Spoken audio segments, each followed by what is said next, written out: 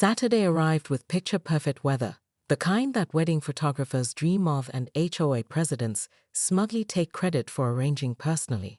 Ellie watched from her farmhouse porch, sipping black coffee and appearing strangely serene as workers added final touches to the elaborate setup. White glove valets directed a parade of luxury vehicles, Bentleys, Teslas, and a Rolls-Royce that probably belonged to the judge, while caterers in crisp uniforms arranged silver chafing dishes under a separate reception tent. The air filled with the fragrance of imported roses and lilies that had been arranged into extraordinary sculptures around a crystal-decorated arch. "Quite the shindig," remarked Ellie's neighbor Frank, an elderly farmer who'd arrived to offer moral support, but was clearly enjoying the spectacle. "Never thought I'd see the day when Oak Ridge folks would willingly set foot on farmland." Patricia prowled the grounds in a pale blue designer suit and pearls, directing staff with impatient finger snaps, while periodically shooting triumphant glances toward Ellie's porch. She positioned herself as unofficial wedding coordinator, ingratiating herself with the bride's mother while loudly taking credit for finding this charming rustic venue. At precisely 4 p.m., string musicians began playing Pachelbel's canon as guests settled into their chairs. The groom, a nervous-looking man with European aristocratic features, shifted from foot to foot beside the officiant, while bridesmaids in lavender gowns floated down the aisle. The bride, Chelsea, appeared genuinely radiant in her designer gown, clutching her father's arm as they processed between murmuring admirers. Even Ellie had to admit the scene was beautiful, if built entirely on Patricia's audacity and deception. As the ceremony concluded with a tender kiss, applause rippled through the crowd. Patricia positioned herself prominently for photos, one manicured hand resting on the bride's shoulder as if they were old friends.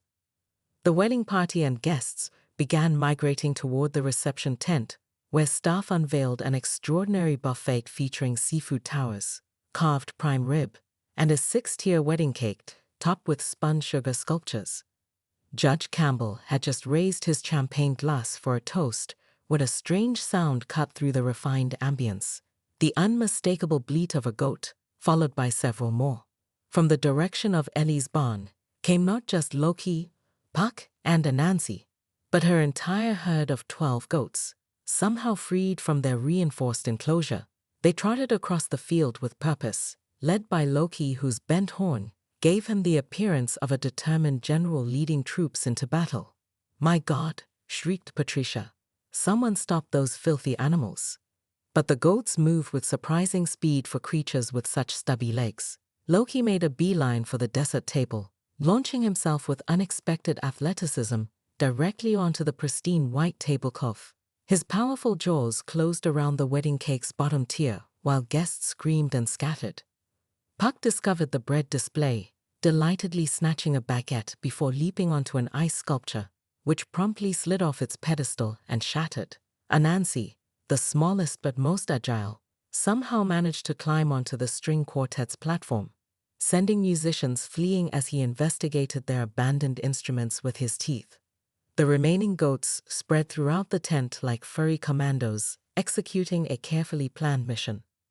One discovered the chocolate fountain, creating a spectacular brown spray across white linens as she knocked it sideways. 2 others engaged in a headbutting contest that sent the seafood tower crashing to the ground in a spectacular display of flying crab legs and lobster tails. "Do something," Patricia screeched at the event staff, who appeared entirely unprepared for caprine invasion. A waiter attempting to shoo away a particularly determined nanny goat slipped on spilled champagne, creating a domino effect that toppled 3 servers carrying trays of hors d'oeuvres.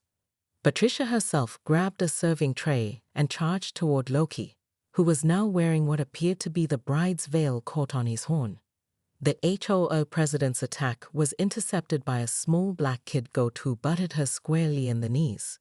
Patricia stumbled backward into the chocolate fountain, emerging with her pale blue suit now, featuring a Jackson Pollock-esque pattern of brown streaks. From her porch, Ellie finally stood, unhurried, and descended the steps with grain buckets jangling at her sides.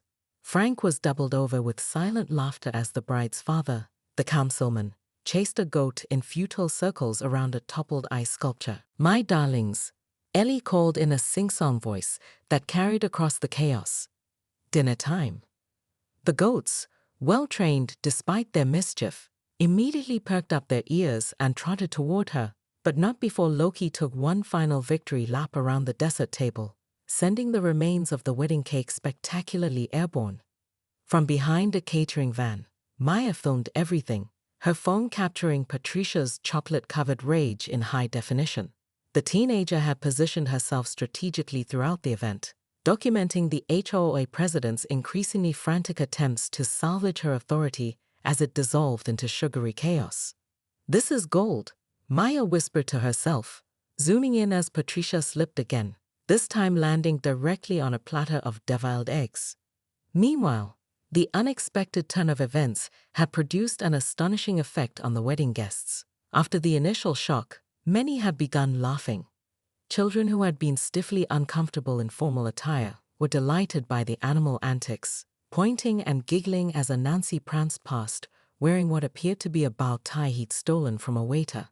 The bride's initial horror had transformed into something like hysterical acceptance. Chelsea had kicked off her designer heels and was sitting on a relatively clean corner of the dance floor, a champagne bottle clutched in one hand, as she watched a small white kid goat investigate her train with obvious fascination. "This is not what I paid for," Mrs. Henderson shrieked at Patricia, who was frantically trying to wipe chocolate from her face with a monogrammed napkin. "I assure you, this is that farmer's fault." Patricia stabbed a finger toward Ellie, who was now calmly gathering her goats at the edge of the reception area. "She deliberately sabotaged this wedding." Judge Campbell, his judicial dignity in tatters after attempting to wrestle a tablecloth from a determined goat, stepped between them. "Patricia, I was watching Ms. Morgan on her porch when the animals escaped. She appeared as surprised as anyone." Frank nodded sullenly beside Ellie. "Gate must have come loose. These things happen on farms." "Things don't just happen." Patricia's voice rose to a pitch that caused several nearby wine glasses to vibrate ominously. "This was sabotage. I demand." Her tirade was cut short as Alessandro, the Italian groom, broke into unexpected applause. "Magnifico!" he exclaimed, delighted. "In my country, animals at weddings are considered lucky. Very authentic."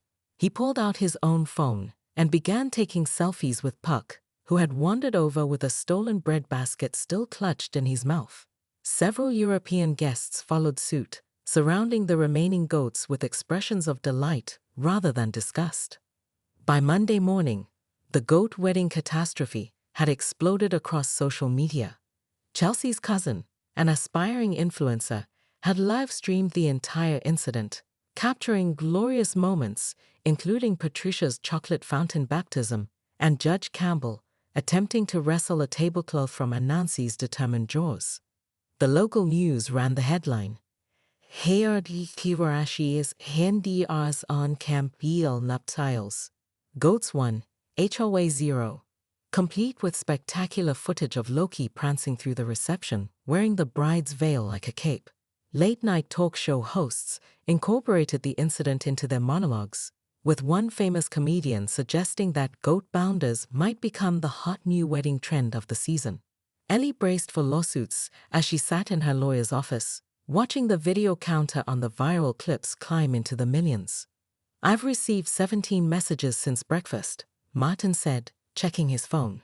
But surprisingly, none are from the Hendersons or their legal team. But this, commandeering her land for a wedding venue, was an escalation Ellie hadn't anticipated.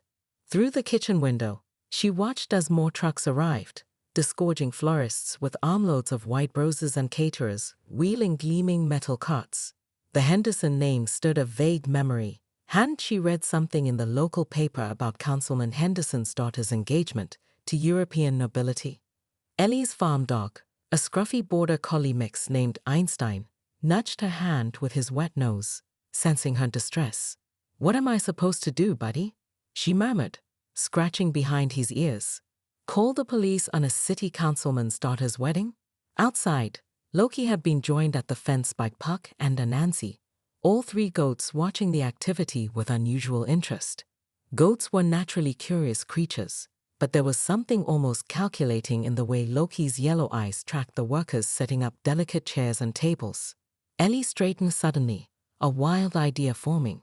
She grabbed her phone again, this time dialing Frank, her elderly neighbor, and the only other farmer left in the area after the development had swallowed most of the agricultural land.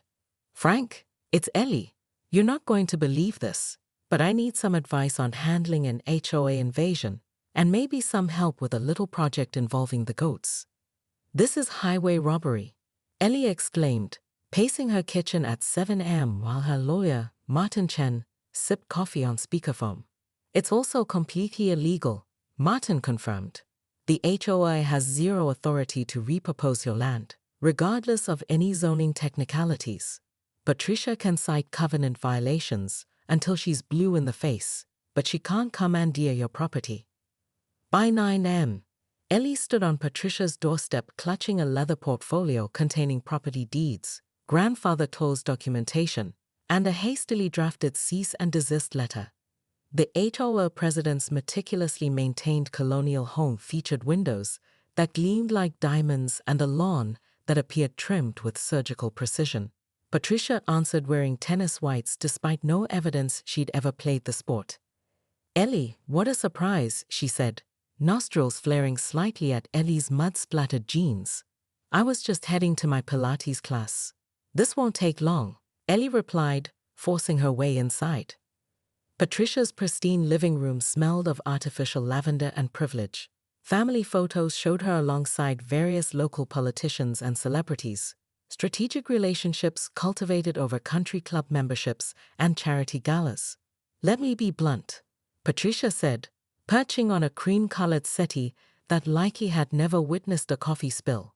"The arrangements are finalized. The Henderson family has invested over $75,000 in this wedding. Their daughter Chelsea has been planning this day since she was 12. Ellie slapped down her documentation. "This says you have no legal right?" "Legal?" Patricia interrupted with a tinkling laugh.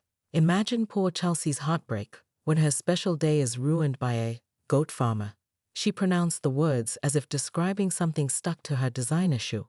"Surely you wouldn't want that on your conscience. The family believes everything is perfectly legitimate." When Ellie insisted the event be moved, Patricia's carefully Botoxed face somehow still managed to harden. "Listen carefully," she whispered, leaning forward. "You've been a thorn in this community's side for years with your agricultural activities. This wedding will proceed as planned." She slid a thick folder across her glass coffee table. Inside, Ellie found dozens of meticulously documented infractions with time-stamped photographs, fence heights that were 2 inches above regulation, compost pile placements, even the decibel levels of her roosters measured at dawn. "If you interfere with this wedding," Patricia continued, "I'll ensure every violation is enforced to the maximum extent. The fines alone would likely force you to sell."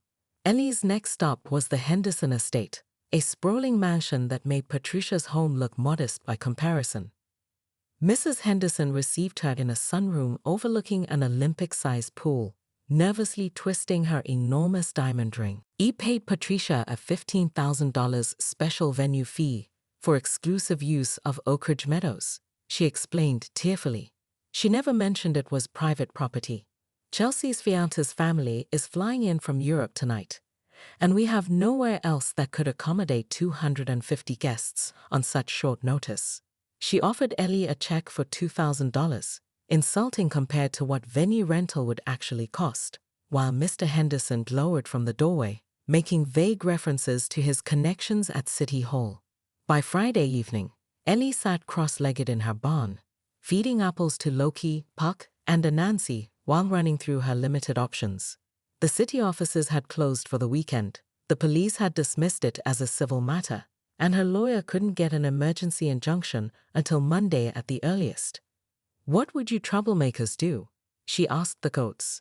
Loki nudged her hand with his bent horn, while Anansi, the smallest but cleverest of her goats, cocked his head toward the open barn door, where workers could be seen arranging elegant white chairs in neat rows beside a flower-covered archway. "Puck, Her middle-sized brown billy goat with a notorious appetite for mischief bleated loudly and bumped against the gate. Slowly, Ellie's frustrated expression gave way to a calculating smile. She pulled out her phone and scrolled through her contacts until she'd found Frank's number again. "Hey, it's me. Can you come over and bring those bolt cutters you mentioned?" Frank arrived 20 minutes later, his ancient pickup rattling down her gravel drive. The 70-year-old farmer had weathered hands and eyes that crinkled with mischief as he held up a pair of heavy-duty bolt cutters. "I brought reinforcements too," he said, gesturing to his truck bed where his granddaughter Maya sat swinging her legs. The teenager had purple streaked hair and a t-shirt that read, "Resist." "Maya's our social media expert," Frank explained with a wink. "Figured whatever happens tomorrow should be properly documented." Inside the barn, Ellie spread a hand-drawn map of her property across a hay bale. The ceremony's at 4 p.m., reception immediately following. "They've set up the food tent here." She pointed to the area closest to the goat enclosure. "The caterers start final preparations at 3 p.m. "Perfect timing," Maya grinned, pulling out her phone. "I've already started a TikTok account called HOA Karma. We'll go viral for sure." "I'm not looking to humiliate the bride and groom," Ellie clarified quickly. "They're innocent in this. It's Patricia who needs a lesson." Frank nodded sagely. "The good thing about goats is they're discriminating in their chaos. They go for what interests them most." He glanced toward the reception tent being erected. "And if I know these troublemakers, what interests them will be exactly what causes Patricia the most distress." Ellie examined the goat enclosure's gate, testing its hinges. "I'll need a way to make this look accidental. If Patricia can prove I deliberately released them." "Leave that to me," Frank said, producing a small toolkit from his pocket. "I can rig this latch to fail when someone leans against it. Say, a curious goat who's noticed all the activity next door." As darkness fell, they finalized their preparations. The bolt cutters wouldn't be needed after all, Frank's engineering skills proving more than adequate for the task. Ellie fed her goats extra grain, deliberately placing it near the compromised gate so they'd associate that area with rewards. "Tomorrow's going to be interesting," Ellie murmured, scratching Loki behind his ears. "Just remember who the real target is." The goat bleated softly and butted his head against her palm, yellow eyes gleaming with what looked remarkably like understanding. The mystery was solved that afternoon when a sleek black SUV pulled up to Ellie's farmhouse. Chelsea and her new husband Alessandro emerged, looking surprisingly cheerful for newlyweds whose reception had been demolished by livestock. "We wanted to thank you," Chelsea said, presenting Ellie with an expensive bottle of champagne. Ellie blinked in confusion. "Thank me? For ruining your wedding?" Alessandro, who turned out to be an Italian count with a wicked sense of humor, broke into laughter. "Are you kidding? It was magnificent. My stuffy relatives have talked about nothing else. They've been texting the videos to everyone in Milan." "Mother had planned the most boring, pretentious wedding imaginable," Chelsea admitted. "I wanted something unique, but she and Patricia overruled everything. When your goats showed up," she grinned mischievously, "it was like divine intervention." Their wedding photographer had managed to capture extraordinary images. The bride in her designer gown sitting in the grass surrounded by curious goats. The groom holding a Nancy like a baby. The best man sharing champagne with Puck. The couple had already approved them for a feature in Vogue's memorable wedding section. For Patricia, the aftermath proved catastrophic. An emergency HOA board meeting revealed she had collected $15,000 in unauthorized venue fees, while presenting herself as the property manager for land she had no authority over. Several homeowners came forward with stories of similar financial irregularities, triggering an audit that uncovered years of creative accounting. Councilman Henderson, initially furious about the incident, quickly distanced himself when the embezzlement allegations surfaced. Judge Campbell recused himself from any potential cases, conscious of how the viral videos of him chasing goats might affect his judicial dignity. Patricia's resignation letter arrived via her attorney, along with a cashier's check covering Ellie's field restoration costs, likely to preempt the larger lawsuit Ellie had every right to file. Her colonial home with the perfect lawn appeared on real estate listings the following week, described as priced for quick sale. The summer brought unexpected developments for Morgan's menagerie. First came Chelsea and Alessandro's friends requesting farm photo shoots with the celebrity goats. Then event planners began calling about authentic rustic experiences. By August, Ellie had reluctantly hired an assistant to manage the booking requests. The new HOA board, headed by a retired veterinarian with a fondness for farm animals, approached Ellie with a formal apology and a revised agreement that not only recognized her property rights, but established Morgan's menagerie as a community cultural asset. The irony, Frank remarked as they watched construction crews setting up a proper event space, fully permitted and licensed, in the field where the infamous wedding had occurred. Patricia wanted to drive you out, and instead she turned your farm into the hottest venue in the county. Ellie scratched Loki behind his ears as they surveyed the changes. A local brewery had collaborated with her to create Wedding Crasher goat cheese, with Loki's image prominently featured on the packaging. Puck and Anansi had their own Instagram account with over 200,000 followers. "You three," she whispered to her goat trio as she offered them apple slices from her palm, "are absolutely terrible influences." She glanced toward the new sign being installed at her driveway entrance. "Morgan's Menagerie, where every event is memorable." Loki bleated happily, nudging her hand for more treats, completely unaware that his moment of rebellion had transformed into a thriving business model, proving once again that sometimes the best revenge isn't just sweet, it's profitable. What surprised Ellie most about the aftermath wasn't the sudden fame or unexpected business opportunities, but the shift in community dynamics. Neighbors who had previously avoided eye contact at the local farmers' market now stopped to chat about her entrepreneurial spirit. Maya's social media documentation had transformed Ellie from that stubborn farmer into a folk hero who had stood up to bureaucratic overreach. The Henderson Campbell wedding video, which Maya had expertly edited to showcase Patricia's increasingly frantic attempts to maintain control, had racked up over 5 million views. An online fundraiser titled "Help the Goats," who stood up to HOA tyranny, had raised enough money for Ellie to build a new state-of-the-art barn with a viewing platform where visitors could safely interact with her animals. Ellie Morgan wiped sweat from her brow as she climbed out of her beat-up pickup truck. The 3-day farmers' market in the neighboring county had been exhausting but profitable. Her small family farm, lovingly named Morgan's Menagerie, had been her salvation after divorcing a Wall Street banker who'd mocked her dreams of rural self-sufficiency. The 15-acre property sat awkwardly at the edge of the upscale Oak Ridge Estate subdivision, an arrangement that existed due to a zoning oversight when developers had purchased the surrounding farmland.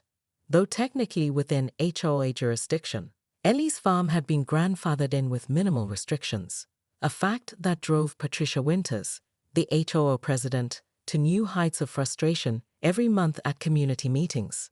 Ellie was looking forward to reuniting with her beloved goats, particularly the troublesome trio she'd named after literary tricksters, Loki, Puck, and Anansi, when she spotted unfamiliar vehicles parked along her back meadow. The sound of hammering drew her attention to what appeared to be workers constructing an elaborate white tent structure beside her wildflower field. "What the hell?" she muttered, marching across the property, her mud-caked boots squishing through the grass still wet from morning dew. A man in a polo shirt with Elite Events embroidered on the chest consulted a tablet. "You must be farm staff," he said without looking up. "Tell Ms. Morgan we're running right on schedule for the Henderson Campbell wedding. The dance floor goes in tomorrow morning." Ellie's jaw tightened. "I am Ms. Morgan, and nobody authorized any wedding on my property." The event manager's eyes widened as he fumbled with his tablet. "We have all the permits right here, signed off by Oak Ridge Estates Management and, a Ms. Patricia Winters?" His statement rose into a question as he noted Ellie's darkening expression. When Ellie called Patricia, the woman answered on the first ring as if expecting the call. "Oh, Ellie dear." Patricia's voice dripped with artificial sweetness. "Back from your little farmers market adventure? I'd have told you about the arrangements, but you were unreachable. So rustic of you not to have proper cell service. Remove these people from my property immediately, Ellie demanded. Patricia's tone hardened. That eyesore you call a meadow violates at least 7 HOA landscaping ordinances. The covenant clearly states all properties must be maintained to community standards. Since you've repeatedly failed to comply despite numerous warnings, the board, meaning myself of course, has temporarily designated it as community event space. You can't possibly. The rental fees will go toward neighborhood improvements, Patricia continued smoothly. Before you throw one of your country-style tantrums, you should know the bride's father sits on the city council and her uncle is Judge Campbell. I wouldn't make a fuss if I were you. The line went dead, leaving Ellie staring at her phone in disbelief as workers continued hammering behind her. Loki, her black and white billy goat with one bent horn, pushed his head through the fence, bleating curiously at the commotion while Ellie's mind raced. She had less than 48 hours to stop a wedding that was being constructed, literally, on the foundation of Patricia's audacity and apparent political connections. Ellie stormed toward her farmhouse, flinging open the screen door with such force it slammed against the outer wall. Inside, she paced the worn wooden floors of her kitchen, fingers trembling as she dialed her lawyer's number. The call went straight to voicemail. Martin was probably in court. "This is Ellie Morgan," she said after the beep, struggling to keep her voice steady. "Patricia Winters has essentially stolen my back meadow for some society wedding this weekend. Call me immediately." She hung up and slumped against her refrigerator, which was plastered with farmers' market flyers and photos of her prize-winning goats. The audacity of it all made her head spin. For 3 years, Patricia had waged a quiet war against Morgan's menagerie. Complaint forms about odors, noise violations for her rooster's dawn calls, even a petition to ban livestock within subdivision boundaries that had mercifully failed to gain traction. 6 weeks after the incident, Ellie received an unexpected visitor.